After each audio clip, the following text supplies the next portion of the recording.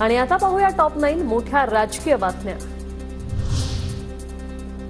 इतरांना संधी दिली, आता मला संधी देऊन बघा, जसं बोलतो तसं मी वागतो, अजित पवारांचं आवाहन।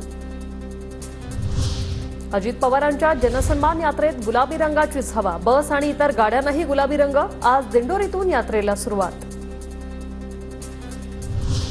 जर असे कपडे घालून कोणी निवडून आलं असतं तर कपड्यांचे दुकानदारच मुख्यमंत्री झाले असते। असा कपडे घालून तुम्ही महाराष्ट्रासोबत कसे वागलात, त्यात बदल होणार आहे का? काँग्रेस आमदार रवींद्र धंगेकर यांची अजित पवार गटाच्या गुलाबी कॅम्पेनवर टीका। 17 ऑगस्टला बहिणींच्या खात्यात पैसे जाणार, योजना 5 वर्ष चालू राहील, दादांचा वादा। अजित पवारांचं आश्वासन, तर कांद्याने आमचा वांदा केला, अजित पवारांचं वक्तव्य। अजित पवारांच्या जनसन्मान यात्रेच्या पहिल्या टप्प्याला सुरुवात। अजित पवारांनी नाशिकच्या काळाराम मंदिरात जात दर्शन घेतलं। प्रत्येक पक्षाला सिटिंग जागा दिल्या जातील, तिन्ही पक्षांची जागा बदलांची मानसिकता, अजित पवारांची प्रतिक्रिया।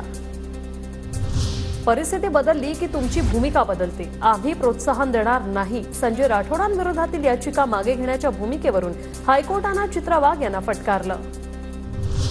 मी प्रकरण मागे घेण्याच्या वकिलांना कुठल्याही सूचना दिलेल्या नाहीयेत, कोर्टाने एखादी मौखिक टिप्पणी केली याचा अर्थ तो अंतिम निकाल आहे असं होत नाही, चित्रा वाघ यांच्याकडून स्पष्ट।